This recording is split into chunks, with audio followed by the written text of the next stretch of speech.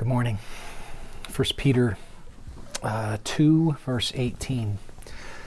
And I think it's important to say, as we look at this, we come off of the heels of a section that has had us the last few days talking about submission to governing authorities. And I grant you that that's an uncomfortable subject. Just when we think that the Word of God would give us relief from that idea, the Word of God doubles down on the idea. Verse 18.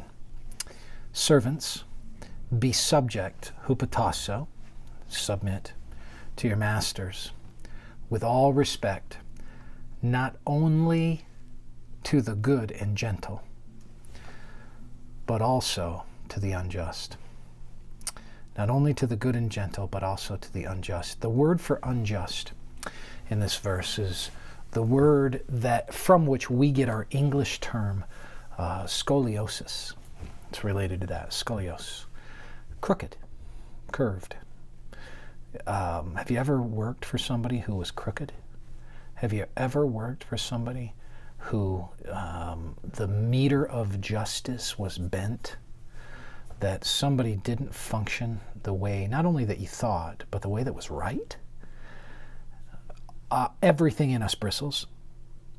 Everything in us wants to sort of go to war on that stuff. And I understand that.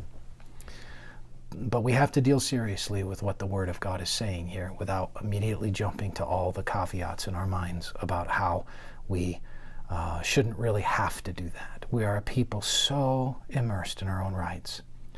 And it's so far removed from the biblical world and the biblical worldview in so many ways.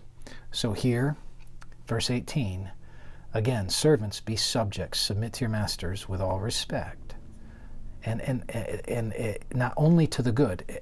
This is where it gets tricky. To the good and not only to the good and the gentle, but also to the unjust, to the crooked. So my challenge to you is just basically a reiteration of this verse. Can you do that? Can you subject yourself to people even when they're wrong, even when they mistreat you? Jesus did that. And this is a defining ethic that separates a Christian from someone who sees themselves as their own God, sees themselves as the one who calls the shots in their own life. Being willing to be in a situation where with a good attitude you are able to endure injustice. Doesn't mean you got to stay there forever. Doesn't mean you never get out from it.